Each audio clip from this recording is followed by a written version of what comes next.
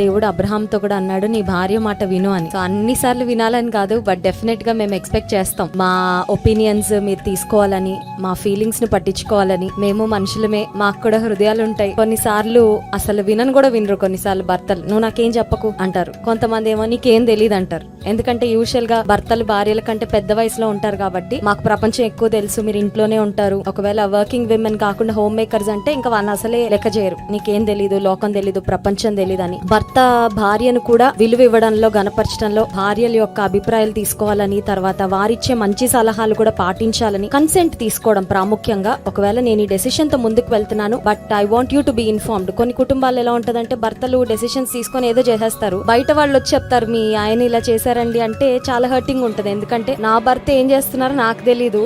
కొన్ని major decisions లో కూడా భార్యని పాలి భాగస్తులుగా కొంతమంది చేయరన్నమాట. ఆమెదేముందిలే, పట్టించుకోవాల్సిన అవసరం ఏంటి, చెప్పాల్సిన అవసరం ఏంటని.